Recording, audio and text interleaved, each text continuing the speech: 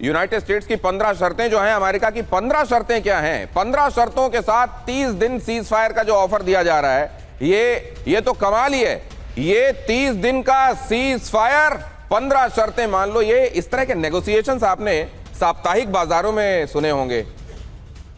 100 का 25 वाला आपने जो आवाजें सुनी होंगी साप्ताहिक बाजारों में, अब जरा यहां भी देख लीजिए। और पाकिस्तान ने अमेरिकी प्रस्ताव ईरान तक पहुंचाया।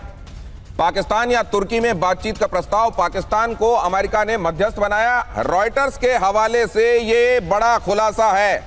रॉयटर्स इस बारे में दावा कर रहा है पाकिस्तान या तुर्की में बातचीत का प्रस्ताव कि यहां पर बातचीत हो सकती है। पाकिस्तान इतना भरोसेमंद डोनाल्ड ट्रंप का, और तुर्की है खैर, लेकिन पाकिस्तान को लेकर तो खास तौर से हम ये समझना चाहते हैं कि ये है क्यों। लेकिन उससे पहले ये जरा आप देख लीजिए, ये रॉयटर्स के हवाले से खबर है। अब जरा लेकिन मैं आगे पढ़ूं उससे पहले आशीष अभी ये बता रहे हैं कि न्यूक्लियर प्लांट पर अटैक किया गया है। ये कहां पर अटैक हुआ है और क्या है ये खबर? बहुत जल्दी से आशीष ये बताइए, क्या है खबर? देखिए, जो हमने बताया था दर्शकों को कि लगभग 30-35 मिनट पहले जो वार्निंग्स इशू की गई थी, ईरान और हिजबुल्लाह दोनों कोऑर्डिनेटेड तरीके से अटैक कर रहे हैं। उसमें से 1 या 2 मिसाइलें इजराइल के न्यूक्लियर पावर प्लांट पर आकर लगी हैं, और ये केवल कुछ मिनटों पहले हुआ है। एक्सक्यूज मी, जो दिमोना एरिया है इजराइल का, वहां पर रोटिम न्यूक्लियर पावर प्लांट है, और एग्जैक्टली वहीं पर आके एक ईरानी मिसाइल लगी है। कितना डैमेज हुआ है, क्या कुछ इसका इंपैक्ट हो सकता है, ये अगले कुछ मिनटों में पता चलेगा। लेकिन ये एक बहुत बड़ा स्ट्रैटेजिक टारगेट, ये रही वो फुटेज, मेगा अचीवमेंट। इस फुटेज को मैं आप लोगों के सामने रख रहा हूं इतनी जल्दी। अब मैं टेलीविजन पर अपलोड कराने के बजाय मैं आपको यहां पर दिखा रहा हूं। ये है, और ये दोबारा मैं आपके लिए प्ले कर रहा हूं। ये जरा देखिए, ये है फुटेज जहां पर न्यूक्लियर प्लांट अटैक हुआ है, ऐसी खबर आ रही है। अब ये क्या इससे इस फुटेज से ये तय हो रहा है आशीष की वाकई उसी जगह पर, या ये दावा भी हो सकता है?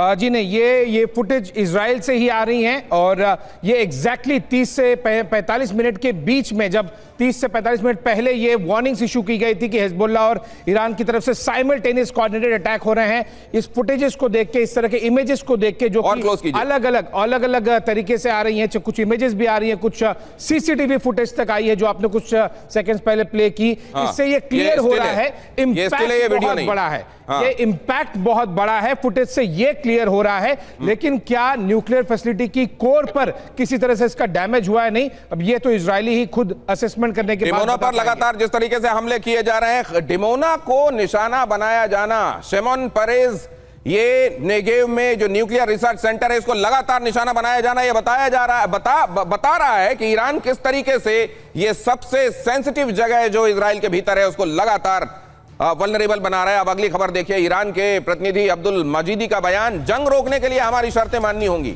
सभी देश इस समस्या का हल निकालें, हकीमी ने कहा। TV9 के सत्ता सम्मेलन में बोले इजरायली राजदूत, 25 साल ईरान से डायरेक्ट संघर्ष टाला। इधर से यह बात कही गई कि 25 साल से हम इसको लगातार टालने की कोशिश कर रहे हैं, 25 साल ईरान से डायरेक्ट संघर्ष टाला। रुबेन आजार ने कहा हमारे पास फिलहाल कोई विकल्प नहीं है। रुबेन ने कहा Actually, Iran wants to stop this war immediately, but by some conditions. We want to stop it. We know that there are a lot of innocent people are suffering due to this war. And the economic is affected by this war. The world economic is affected by this war. We have to stop it. But what I say is that instead to call the other countries to come together and fight against Iran, no, please call other countries to come and solve these problems. They have to know who started against us. We tried for 25 years to avoid a direct confrontation with Iran, trying everything that we have, diplomacy, sanctions, whatever, trying to disrupt their plan. And we used this time, these 25 years, to build our economy. Our economy back in the year 2000 was about $10,000. Now it's $65,000 per capita, okay? So we used our time. We tried to postpone this war, but we didn't have any choice at this moment because the Iranians were going to go immune, and they continue with their plan.